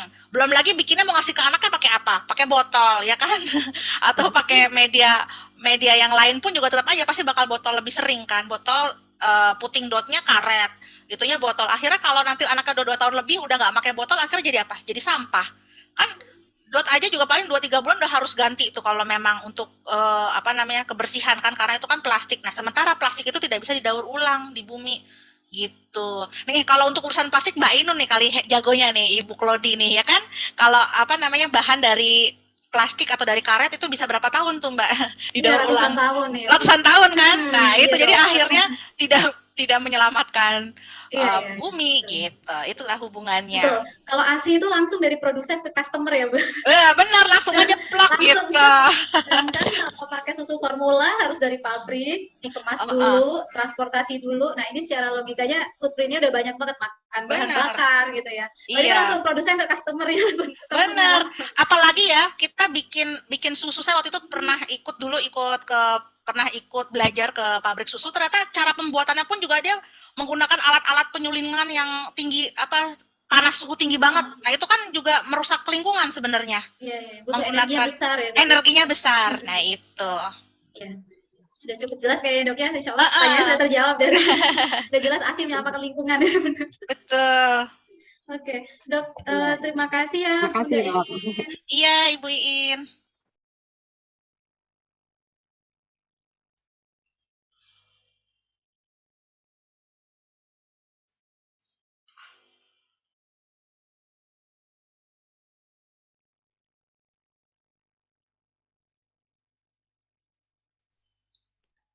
Iya, Assalamualaikum dok. Iya, Waalaikumsalam. Iya, jazakillah khair atas ilmunya dok. Mau tanya, tadi kan sempat bahas IMD ya. Iya. Dan emang kesuksesan dari mengasihi itu berawal dari IMD, bener nggak dok? Betul. Soalnya nih dok, apalagi kalau yang sesar ya dok ya. Saya tuh kemarin itu memang qadarullah sesar. Nah, sebenarnya saya udah membuat perencanaan untuk persalinan ya. Saya udah banyak dapat ilmu gitu kan ya, termasuk EMD juga. Tapi karena memang qadarullah sesar dan memang kita kan nggak bisa yang request banyak gitu kan, apalagi kalau BPJS. Nah, sebenarnya tadi kan kalau peraturan perundang-undangan tentang penyediaan ruangan ASI untuk ibu bekerja sebenarnya harusnya ada kan dok ya. Nah, kalau peraturan tentang IMD sebenarnya itu gimana dok? Soalnya saya tidak diberikan kesempatan IMD, sementara saya tuh udah menanyakan sebelumnya, jadi kayak gimana nanti IMD-nya kan sama Bu Bidannya, terus Bu Bidannya ngomong iya nanti kalau misalnya itu dilihat dulu kondisinya gitu. Ternyata ya sebenarnya kondisinya tuh normal-normal aja dok, bahkan bayi saya tuh nggak ditampain mukanya ke saya gitu, jadi benar-benar langsung diangkut, dibersihin dan lain-lain gitu. Jadi saya sempat kecewa dengan pihak rumah sakit seperti itu, padahal itu rumah sakit Islam yang harusnya memang mengetahui bahwa IMD itu sebenarnya juga ada loh, sebenarnya Allah tuh nyuruh juga loh sebenarnya gitu.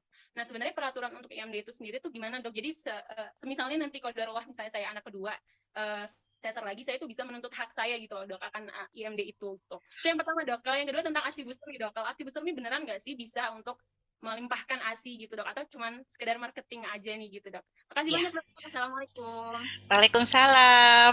Nah, ya jadi IMD ini semua sudah ada aturannya sama seperti menyusui. Tetapi kalau IMD itu inisiasi menyusui dini ini itu kita lihat lagi tadi dari kondisi ibu dan bayi. Jadi memang ada syaratnya.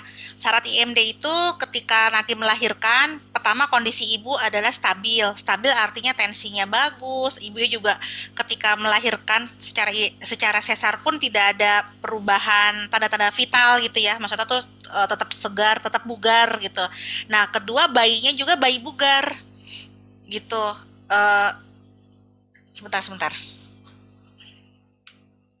Jadi bayinya pun bayi bugar, artinya ketika bayi lahir dia menangis kuat, kemudian berat badannya ketika ditimbang lebih dari 3 kilo, dan memang lahirnya di usia yang sesuai HPL, sesuai usianya, jadi 40 minggu gitu ya, usia yang matang, matur, tuh 38 minggu ke atas lah gitu.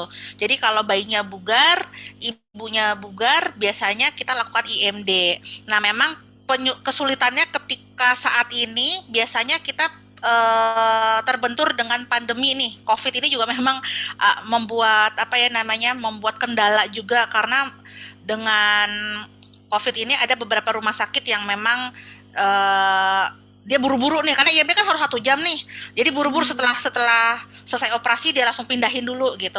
Tetapi sebenarnya kalau lihat dari peraturannya memang seharusnya haknya ibu dan bayi untuk mendapatkan IMD. Nah kemudian ketentuan peraturan di Indonesia tuh udah ada, cuma memang instansi rumah sakit itu kan sangat banyak sekali ya di Indonesia ini. Dokter pun juga banyak gitu, kayak saya pun kenapa bisa bicara ASI karena saya upgrade terus ilmunya, belajar terus ilmunya tentang ASI gitu kan. Nah mungkin ada beberapa rumah sakit yang belum mengupgrade informasi tentang ASI, atau memang dia tahu aturan, cuman mungkin dia ada tidak mengindahkan aturan itu gitu kan. Jadi memang tiap rumah sakit kan punya peraturan sendiri-sendiri gitu. Nah untuk saat ini itu memang yang agak kita kesulitan tuh adalah yang monitoring, yang mengevaluasi peraturan pemerintahnya udah ada nih, peraturan udah ada. Terus yang mengevaluasi rumah sakit ini harus begini-begini itu kan belum ada nih. Maksudnya masih dalam suatu badan yang mengevaluasinya itu tuh masih memang kita agak kesulitan nih. Nanti sih mudah-mudahan ke depannya akan ada nih di Indonesia, memang sedang digodok, karena kemarin ketika Pekan ASI saya juga bicara di kantor kementerian itu juga sedang kita menggodok itu. Nah paling yang kita edukasi adalah ibunya dulu nih. Nah gimana caranya supaya ibu tuh mendapatkan IMD? Caranya satu, cari rumah sakit yang sayang ibu sayang bayi. Jadi sekarang itu sudah ada kayak lomba di rumah sakit, itu adalah rumah sakit sayang ibu sayang bayi, di mana dia mengutamakan kebutuhan ibu dan bayi seperti menyusui secara langsung. Itu udah hampir banyak. Jadi ibu cari tahu. Nah, jadi sebelum lahiran, jalan-jalan ke rumah sakit tersebut, lihat di ruang bayinya ada botol dot atau enggak. Kalau ada berarti dia nggak sayang ibu, nggak sayang bayi gitu. Jadi kita bisa lihat dari situ. Kita lihat ada botol dot atau enggak. Kemudian bayi itu rooming in. Semua bayi ada di kamar rawat ya, satu ruangan sama ibu gitu. Jadi kalau bayinya masih dikumpul dalam satu ruangan, berarti rumah sakit itu belum menjalani aturan rumah sakit sayang ibu sayang bayi gitu.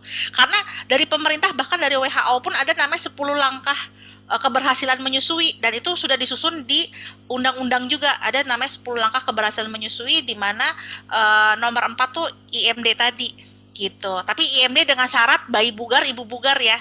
Karena kalau ternyata bayinya prematur ya harus masuk NICU, nggak bisa IMD karena kan gawat darurat yang diatasi lebih dahulu gitu. Atau misalnya ibunya preeklamsi, tensinya tinggi sekali gitu kan ya nggak bisa IMD juga karena ibu harus mendapatkan obat-obat atau apa namanya gawat darurat harus ditangani lebih dulu gitu. Jadi selama ibu mengalami bayinya sehat, ibunya juga bugar saat sedang sesar, itu biasanya boleh tetap menyusui. Atau kalaupun saat di ruang operasi ternyata kondisi ruangannya yang tidak bisa memadai seperti terlalu dingin. Karena memang di rumah sakit itu kalau di kamar operasi itu memang suhu tertentu, suhu dingin itu bisa membuat alat-alat yang digunakan tuh menjadi steril gitu. Jadi kalau suhunya agak hangat justru malah itu membuat banyak kuman gitu loh. Jadi kalau misalnya alasannya adalah ruangan, nah ketika selesai operasi kan ada namanya ruangan recovery. Nah di situ lakukan IMD, nggak apa-apa gitu.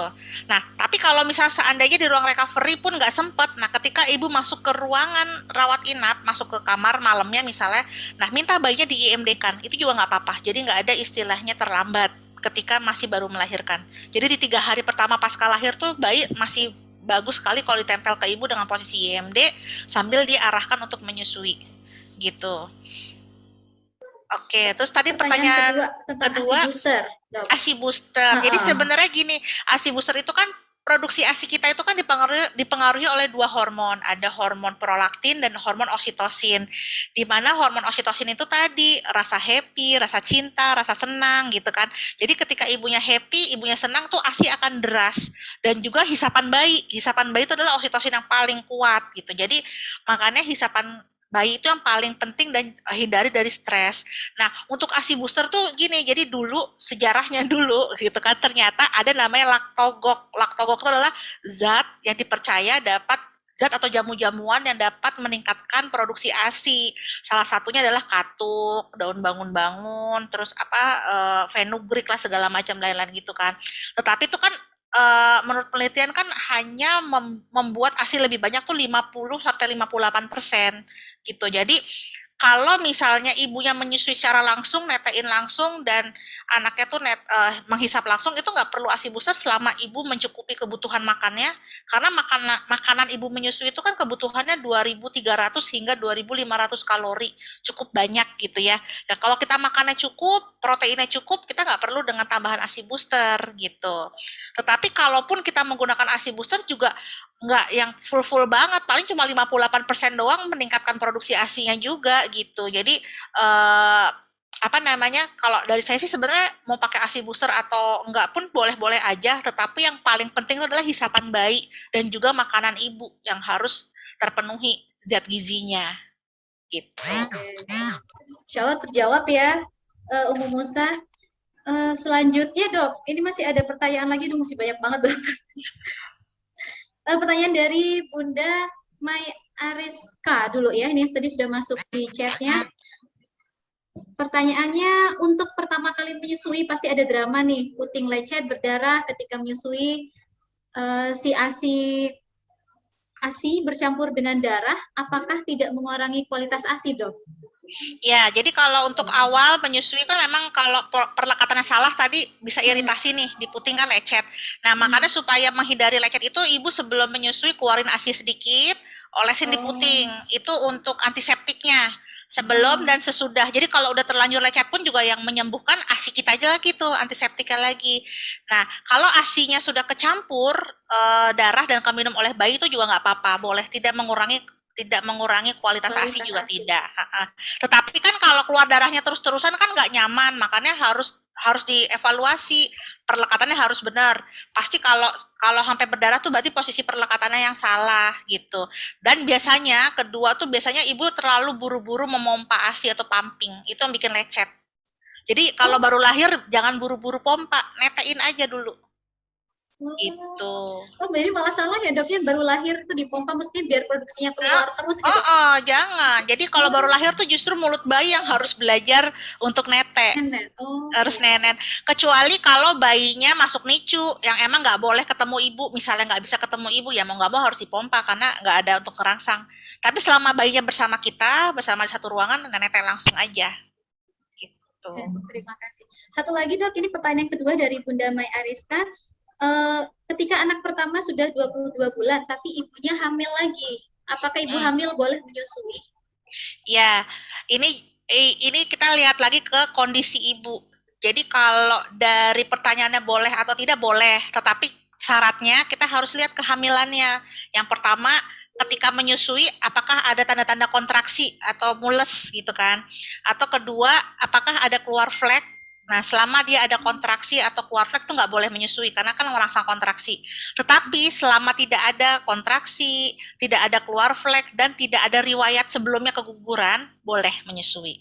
Jadi ada syaratnya. Ada syaratnya, Dok ya. Siap. Terima kasih. Satu lagi kali, Dok, pertanyaan ya dari Boleh. yang sudah raise hand untuk Bunda Shanti Ratnasari. Silahkan Bunda. Halo, Assalamualaikum. Waalaikumsalam. Silakan, Bun. Ya, aku mau izin bertanya ya. Kan kebetulan aku melahirkan bayi di zaman COVID ya. Bayiku termasuk angkatan corona nih, tahun lalu. Kan kebetulan pas lahir itu bayiku kadar bilirubinnya tuh tinggi. Jadi otomatis begitu lahir, dan aku juga kan sesar gitu. Bayiku langsung dipisah sama aku, nggak dalam satu ruangan, jadi nggak bisa IMD. Nah, terus 1 kali 24 jam setelah aku lahiran itu tuh, aku seperti dipaksa sama tenaga kesehatan yang membantu proses kelahiran tuh untuk, ayo ibu, gimana caranya ibu harus bisa mengeluarkan ASI-nya ya, gitu. Nah, terus 3 hari itu bener-bener kayak nggak bisa banget. Nah, kebetulan aku pulang di hari keempat nih, Dok. Nah, kan yang aku tahu kalau misalnya kadar kolostrum pertama di ibu itu kan adanya sampai di hari ketiga ya, Dok. Nah, kalau misalnya lewat dari 3 hari itu apakah masih ada kandungan kolostrumnya? Itu yang pertama. Terus yang kedua, aku tuh mau tanya, Dok, ini sebenarnya sih pertanyaan titipan ya dari teman. Jadi temanku ini punya anak umurnya udah hampir 2 tahun. Nah, kebetulan dia kesundulan, dia baru lahiran. Nah, gimana tips supaya anaknya yang menuju ke fase mau disapih itu tetap dapat nutrisi, tapi anak yang baru lahir juga nutrisinya lebih baik lagi, gitu. Terus yang ketiga, maaf ya, Dok, pertanyaannya banyak. Iya. Terus yang ketiga, kan tadi dokter di slide menjelaskan kalau misalnya pemberian ASI terutama yang eksklusif itu kan membantu ya secara nggak langsung jadi seperti KB alami. Nah, itu seberapa efektif sih untuk mencegah kehamilan, apalagi kalau misalnya memberikan ASI-nya itu sampai umur di atas 6 bulan gitu, Dok. Itu aja, Dok. Oke, sip. Ya, Tadi yang pertama apa ya tadi ya? Lebih dari 3 hari, apakah lebih dari 3 hari kolostrum? Ya. Jadi kolostrum itu biasanya sampai 1 minggu. Jadi ada istilahnya delay kolostrum. Jadi kalau misalnya buat ibu-ibu yang ternyata bayinya harus dipisah dan baru kayak bayi prematur, nah ketika dia bareng sama ibunya lagi itu masih ada kolostrum sampai 1 minggu. Jadi masih ada namanya delay kolostrum. Jadi jangan khawatir. Nah, kalau ketika baru lahir sebenarnya ASI itu baru keluar di hari ketiga, jadi hari pertama, hari kedua nggak keluar sama sekali, itu juga masih normal, jadi jangan khawatir. Sampai diomelin sama dokter yang membantu proses kelahiran, ibu kayaknya kurang usaha deh, jadi ASI-nya tuh nggak keluar, otomatis itu kelahiran pertama. Terus yang kedua, aku sendiri hanya berdua sama suami karena kan kondisinya benar-benar lagi parah corona, jadi nggak bisa ditemenin orang tua. Iya, betul. Gitu. Jadi benar-benar hanya berdua sama suami aja. Itu kan jadi kayak bikin sedikit ngedrop ya, Dok. Ngedrop ya. Jadi sebenarnya nanti untuk kelahiran berikutnya aja deh, karena kan udah lewat yang kemarin ya. Jadi kalau untuk kelahiran berikutnya, memang benar sih bayi itu harus ditempel terus ke ibu, belajar nete. Tapi hasilnya mau keluar atau nggak keluar ASI-nya itu bukan masalah ibu, yang penting prosesnya. Karena biasanya ASI itu baru keluar di hari ketiga dan bayi itu masih punya cadangan lemak gitu. Jadi kalau misalnya ada tenaga kesehatan yang marah-marah, suruh ikut pelatihan lagi, suruh sekolah lagi gitu. Karena biasanya kasih tahu lagi gitu kan. Kecuali kalau memang ada indikasi misalnya bayinya dehidrasi, itu kan beda cerita. Jadi kalaupun dapat tambahan cairan lain itu karena indikasi itu di luar di luar apa namanya proses alami lah gitu. Jadinya itu beda cerita. Tapi kalau anaknya Udah habis, Dok. Tapi pertanyaan masih banyak. Kira-kira dari Dokter Amita bersedia nggak kalau sekiranya nanti dari panitia mengumpulkan pertanyaan nanti dijawab secara tulisan? Boleh. Alhamdulillah. Boleh. Jadi bunda-bunda yang tadi pertanyaannya belum terjawab, yang sudah raise hand tapi belum berkesempatan untuk bertanya langsung, silakan di drop aja di kolom chatnya. Insya Allah nanti akan dirangkum oleh tim admin, nanti akan disampaikan ke Dokmed ya. Boleh. Atau nanti ini bisa juga kita dijawab di IG Live atau Insta Story juga bisa. Oh, boleh. Wah, dengan sangat jelas banget tadi kalau iya langsung ya, Dok ya. Gitu. Jadi nanti boleh. Disamerikan dulu ya, Dok ya. Boleh. Terima kasih banyak. Masya Allah, ini nggak kerasa banget loh, Dok. 2 jam udah berlalu. Iya. Iya, udah jam 4 nih baru lihat. Udah jam 4 aja ya. Oke, Dok. Sebelum kita akhiri, tapi tadi harus sebentar. Kita mau foto-foto dulu boleh nggak, Dok? Boleh. Nah, bunda-bunda semua yang ada di rumah, open kamera ya. Jadi biar bisa difoto nanti oleh adminnya. Coba open kamera dulu. Ya, yang cantik. Cahaya udah siap. 1, 2, 3. Next. 1, 2, 3. Next. Oke, terima kasih. Masya Allah, terima kasih Bunda Rona yang sudah bantu untuk foto-foto. Terus, Bunda Rona untuk pengumuman pemenang ya? Iya, boleh. Apakah sudah ada, Bun? Sudah, silahkan. Oh, daftar pemenang. Oh iya, ini. Sudah ada di list saya untuk 5 penanyanya ya, Bunda? Iya. Oke, daftar pemenang untuk penanya terbaik. Yang pertama ada Bunda Yovita dari Tangerang. Kemudian ada Bunda Anggit Maulita, ada Bunda Fatia Mauladina, dan ada Bunda Mei Alvaro. Betul ya, Bun ya? Iya, betul. Ya, selamat kepada bunda-bunda, nanti akan dihubungi oleh admin untuk hadiahnya ya, Bun? Iya, betul, Bunda. Oke, nggak kerasa, benar-benar nggak kerasa ini 2 jam sudah berlalu dan insya Allah sesuai dengan janji dari Dokmed tadi, pertanyaan-pertanyaan dari Bunda akan kita resumekan dan nanti akan dijawab melalui Instagramnya Dokmed ya? Boleh. Instagram Pejuang ASI Indonesia atau yang satunya, Dok? Dokter Amita. Nanti kita infoin lagi aja ya. Kita akan menyusul ya. Mekanisme menjawabnya di mana. Dan terima kasih banyak Dokter atas kehadirannya, sudah berkenan meluangkan waktu. Oke. Semoga bermanfaat ya. Semangat mengasihi buat semua bunda-bunda yang hadir di sini. Semangat, semua saya juga semangat juga nih Dok untuk menyambut anak ketiga nanti. Anak ketiga ya, insya Allah. Insya Allah. Amin. Ya, terima kasih banyak untuk bunda-bunda yang sudah hadir, meluangkan waktu 2 jam bersama, semoga bermanfaat. Saya Ainun izin undur diri dahulu. Terima kasih. Assalamualaikum warahmatullahi wabarakatuh. Sampai jumpa di kesempatan